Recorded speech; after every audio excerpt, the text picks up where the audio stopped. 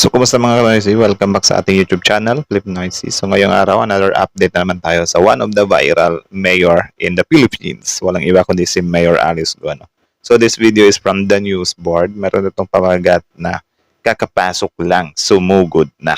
PBBM, biglaan Robin Padilla na shock sa Pogo Protector, Duterte Guo Paok. So, yun yung panoorin natin din kasi parang some kind nakakatawa siya kasi about nga to kay Mr. Robin Padilla about din sa Pogo, some kind of opinion niya, di ba? Basta interesting to. So bago natin simulan, the news board, support nyo yan. Tapos syempre, kung trip nyo ng mga ganitong reaction video, may kasama kayo manood. Huwag nyo na rin kalimutan supportahan yung YouTube channel natin. Definitely. Like, comment, share, subscribe. So yun na, di na natin to patatagalin pa. Simulan na natin, baka agawin pa ng China. Again, ang title ng video ito, kakapasok lang, sumugod na. PBBM biglaan Robin Padilla na shock sa Pogo Protector, Duterte Guo Paok. So like, comment, share, subscribe. Start. The news board. Ito ang mainit na balita at trending ngayon sa mundo ng social media. Okay. Matapos ang kaliwat kanang mga raid sa mga iligal na pogo, abay biglang to the rescue itong si Senador Robin Padilla. Ayon kay Padilla, malinaw na nakakatakot ang mga iligal na pogo. Ang malaking tanong ni Padilla, paano nakapasok ang mga iligal na pogo at sino ba ang mga protektor na dapat nang alisan ng maskara? Diba? Yan yung sinasabi ko sa inyo na nakakatawa. Diba? Oh. Ngayon, yung tanong niya, ewan ko kung alam niya to, or hindi niya talaga alam yung sagot, or naghahanap lang siya ng some kind binabalingan ng sisi. Ano? Alam naman natin na time of President or ex-President Duterte yung pag-usbong ng Pogo, even pagkor, yun yung sinasabi nila, di ba? Paano nakakapasok yan dyan? Yun ang tanungin natin. Paano nakapagtayo yan dyan nang hindi nyo alam? My goodness gracious. Patawarin nyo po. Paano? Ang pwede ko lang sabihin sa inyo ay ang pinakamahalaga sa lahat. Yung mga politiko na nagbibigay proteksyon dito sa mga illegal na pogo, Yun. ay dapat pong alisan ng maskara. Nako, Well, pakialis. Gusto ko ikaw mismo umalis ng maskara. ito naman ng isang kilalang political strategist, matagal nang kilala ng taong bayan ang tunay na nagpapasok sa mga pogo. Nako. Ano nakapasok yan dyan? Paano naitayo yan na hindi nyo alam? Sino ba nagpapasok niya? Kaninong administrasyon ba? Boom. Sino ba nag-order sa mga senador gumawa ng batas legalizing pogo? Di amo mo, at hindi naman pwede itinayo yung mga building na yan tulad yung mga 35 to 45 buildings ni Alice Go. Nako. Hindi naman pwede parang kabute na lang na itayo yan dito sa Marcos administration. Siyempre, mga 1 year to 2 years maitayo kada isang building dyan. So, ginawa ito doon sa time ng Nako. amo mo ni President Duterte. Wait lang Duterte Philippine needs Pogos. Di ba? May article pa yan, 2019 September. President Rodrigo Duterte on Wednesday appeared to have rejected the plea of China to ban online gambling in the Philippines. Duterte said he decided that the Philippine offshore gaming operations, POGO, should continue since many Filipinos will lose jobs if it will be banned. Ayun. Many Filipinos will lose jobs daw. Tapos, nung imbestigahan na nila, 17% lang yung mga trabahanteng Pilipino sa mga pogo na yan. 83% sa mga banyaga. Like, ano ba? Paano niya ba yun inisip? Loko-loko. Kaya huwag ka na lumayo. Robin Padilla, nililihis mo lang issue. Tama. Naghahanap ka lang ng karamay. Bakit hindi mo na ipatawag si Duterte Boom. at si Bongo? Ikaw talaga ha? Kala mo maluloko mo kami. Matapos Courtesy din kay Sir Arman din, gigil din siya. din madawit ang pangalan ni Senator Lito Lapid sa issue ng pogo, abay heto at gusto din niya na isama sa investigasyon ng mga senador ang pogo sa PORAC para magkaalaman na kung sino nga ba ang tunay na protektor. Nako. Dagdag naman ni Senator Amy, pag-aralang mabuti kung talaga bang nakakatulong ito sa ating bayan. Nakikinig naman ako sa PAGCOR at sa ating pamahalaan na kumikita ang Pilipinas dyan. Okay, pero hanggang hindi natin maisaayos, ang akin is suspende muna. Tama. Pag-aralan natin maigi, alamin natin kung ano yung kailangan baguhin at kung kakayanin, ituloy. On the other hand, kung lumabas na talagang hindi natin kaya i-regulate, katulad nun, Actually, ito yung isa sa nakakatawa, kasi itong Pogo kasi, inaprubahan ito ng maraming senador dati. Ngayon, since mag-e-election na, of course, yung iba dyan, wala na, may kakabig na dyan sa Pogo or whatsoever. So tayo talaga dito maging mapagmatyag na lang talaga tayo, no, at huwag tayong magpauto sa mga some kind balat kayo nila kasi men tatakbo yung mga yan eh. Alam nyo na kung ano yung gagawin sa kanila. nangyari sa isabong, ihinto na yan sa lalong madaling panahon. Para naman sa Kongreso, suportado nila ang panawagan ni Senator Risa at Senator Win na tuluyan ng buwagin ang Pogo. Nako. Matapos namang ma-raid ang sanktuaryo ni Kibuloy, abay heto si BP Sara, tinapos na ang Uniteam Tandem kay PBBM Grabe. at nagawa niya na umano ang kanyang tungkulin na ipanalo si Marcos. Unity was the tandem during the 2022 elections, and then tandem of Bongbong Sara during the 2022 elections, and then umanang elections ng laog nami. And pasalamat mi sa ato ang mga kaigsuunan sa ating mga kababayan sa kanilang suporta sa tandem ng lesson na sa Grabe, no? Nakakalungkot tong isipin, men. Kasi itong dalawang to yung binoto ko eh. Nakakalungkot yung ganun, ano na parang ginagamit lang nila na front yung unit team para lang manalo. Or siguro, that time, genuine talaga yung paninindigan nila sa unit team. It's just nung nasa pwesto na nga, sobrang laki ng pagbabago, di ba? I think isa din sa naka-apekto itong part ni PRRD na parang pinapasok yung ICC or parang may nagbabadiyang ICC na mag-iimbestiga kay PRRD. I think isa din yan sa rason. Hindi marami kasing rason kung bakit nabuwag yung unit team eh. Grabe, ganun pala talaga yun. Well, nakakalungkot lang talagang isipin na nung botohan, binoto natin tong dalawang to eh. Ewan ko sa inyo. Basta silang dalawa yung binoto ko. Vice at Pres. My goodness. kababaihan. Bisan gidaog-daog mo dapat. Welta naman ng ilan nating kababayan lalo na sa social media. Protektor talaga ng China at ni Kibuloy.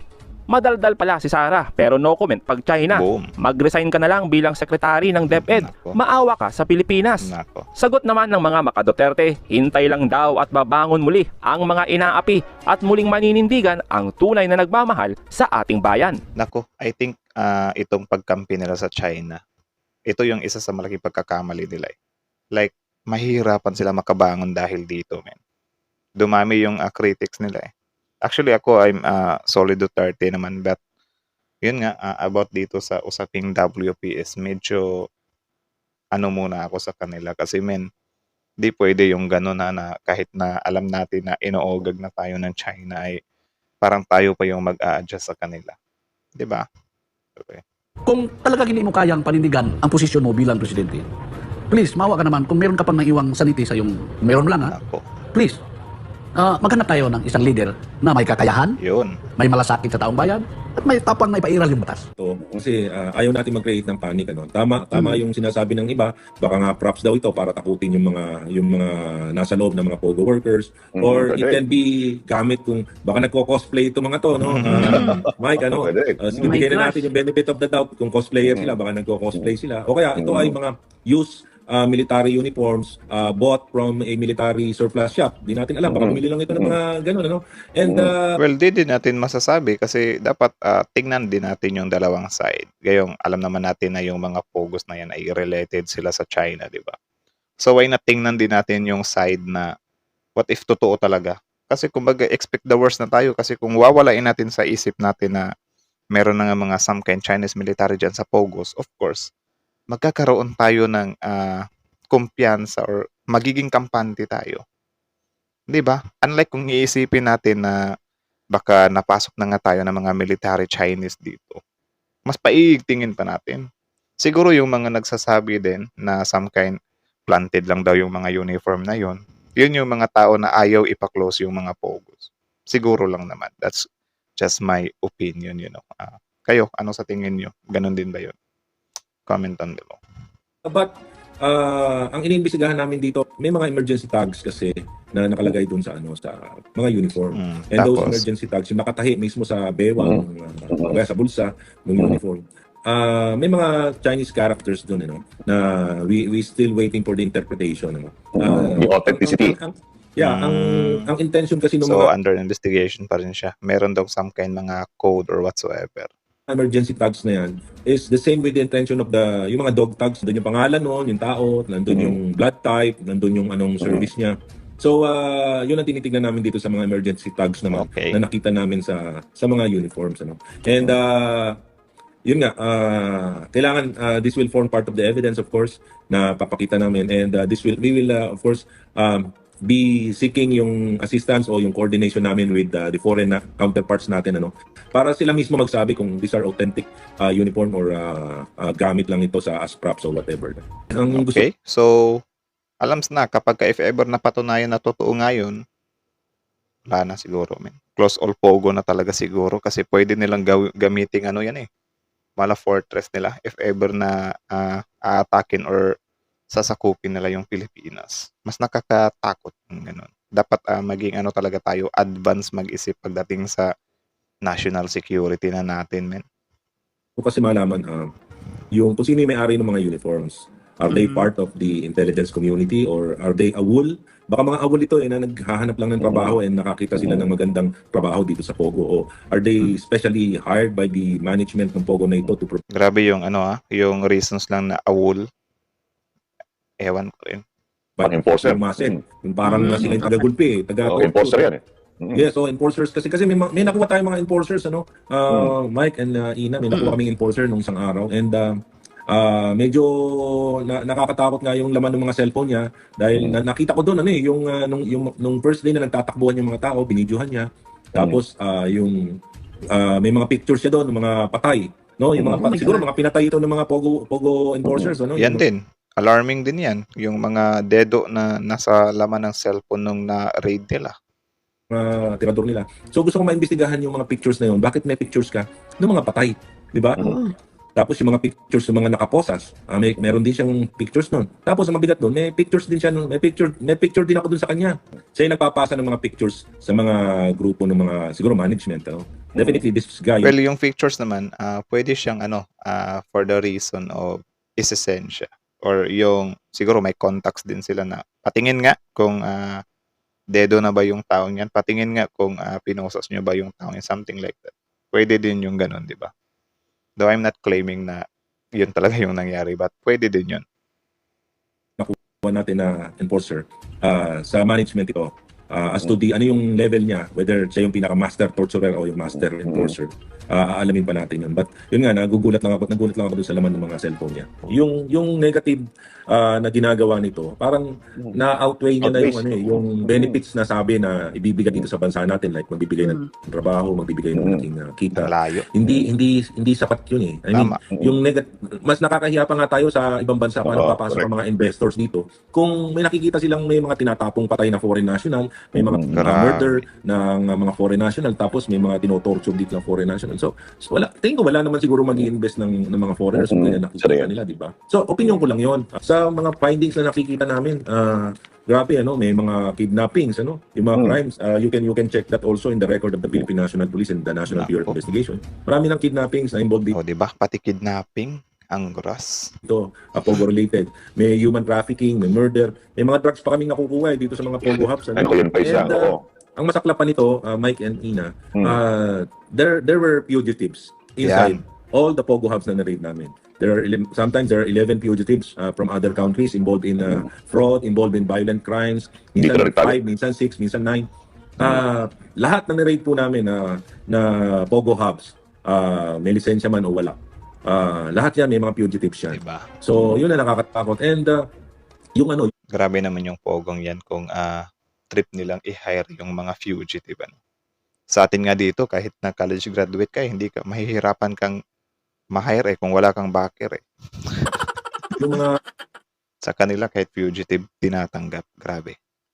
thousands of SIM cards na ginagamit nila sa loob na para sa pang-scam nila. Nandun pa rin po, meron pa rin silang mga pre-registered SIM cards na ginagamit. And scamming ang ginagawa po talaga ng mga Pogo hubs o yung mga illegal Pogo hubs na nandito. Actually, doon patungo ang usapan namin ni Senator Risa and Senator Gatchalian na hindi po kakayanin talaga ng PAOK.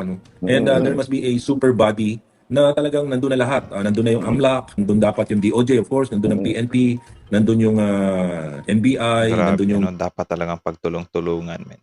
Paano kasi wala na nakaugat na or sobrang laki na ng kapit nila Sobrang hirap ng tibagin ng mga yan. Need na talagang pagtulungan. Actually, thankful pa nga tayo sa PAOK kasi di talaga sila nagpatinag. Ganun kasi dapat talaga yung mga tawag diyan, nagtatrabaho sa gobyerno. Dapat loyal sila sa Pilipinas, hindi sa pera. DICT. DILG dapat kasama rin doon dahil Bureau of Immigration. involvement po ng mga local Official. government. Ano. Oo. Yung immigration po, importante po yan. So kailangan mas may super body na nandun na lahat. And these people must be carefully selected kasi ayaw po natin yung nangyari sa amin, yung mga experience po namin. Kaya nga, medyo nakakatakot din kung malaman nila. So si ganito nag-report sa inyo. Kasi hindi nga tayo sigurado dun sa mga nasa paligid natin. Ano? Imagine yung warrant namin na tagun-tago namin in-apply. Sumingaw. So ayun, kita nyo naman yun, narinig nyo naman yun. Again, that's from the news board. So supportahan nyo yan, guys. Original video link in the description box below. Subscribe nyo yan, panoorin nyo yung mga videos niya kung gusto nyo maging updated sa mga ganitong usapin. Also, syempre, before you leave, don't forget to subscribe our YouTube channel. Like, comment, share, subscribe. So kita nyo naman yun. Grabe din yung revelation ng PAOK sa hulihan na grabe yung namin, yung warrant namin kahit patago naming inaano yun, sumingaw pa rin. So it means meron silang itinanim or meron silang some kind spy ba? Or spy sa loob. Grabe, no? Ganon nga sila kalala dito sa Pilipinas, men. Tsaka isa pa, natawa din ako doon sa kay Mr. Robin Hood. Doon nga sa sinabi niya, sino ba yung nagpaano ng mga pogo na yan? Grabe magtanong Ay, nako. Talaga kahit na tawag dyan, madidiin na sana sila Wala talaga. Tinatry pa rin talaga nilang lumabas wala Sobrang labo na malinisan nila yung nila, pangkat nila patungkol sa usapin dito sa mga kabulastugan na ginagawa ng mga Chinese dito sa Pilipinas, Wala, sobrang laking talaga nito, men Like wala na talaga silang kawala, Kasi biruin mo, pati si VP Sara, from no comment into calling PNP na wag ganunin si Kibuloy. Grabe, mas concerned pa sila kay Kibuloy kaysa sa sa Coast Guard natin or sa territory natin sa West Philippine Sea. Grabe yung ganun nakakadismaya yung ganun. Yun yung some kind di natin maintindihan dito sa mga Duterte about nga dito sa pinaglalaban nila sa China, di ba? Grabe. Bakit ganun na lang yung kapit nila sa China? Kasi kung tatanungin mo ako, men, na siguro or totoo yung sinabi ni PRD na takot siya na i-war tayo ng China kasi kawawa tayo or seconds lang tayo. I think hindi yun yung pinaka-main reason talaga kasi sobrang tapang nga ni PRD Kahit yung mga addicts nga, wala nga siyang takot Nung isang araw nga ng campaign niya, kinall out niya pa nga yung mga yung mga snipers na, sige, snipers, ito na yung panahon nyo na itumba ako kasi kapag naging presidente na ako, naipaganon-ganon pa napabilib pa nga ako doon, grabe ang tapang. Tapos ganito lang, banyaga na yung tawag dyan, banyaga yung mananakot sa'yo, takot ka agad. Mas grabe pa nga yung dapat galit natin kasi banyaga yan, men. Bansa natin to, tapos binubuli-buli tayo ng mga banyaga, di ba?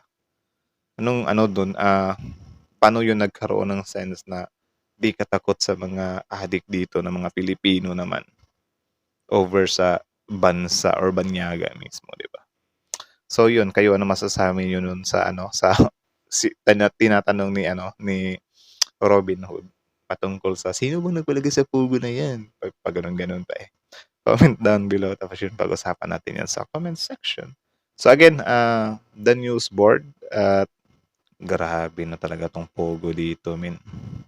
Lang talaga to I think ang isa talaga sa tawag dyan, solusyon dito.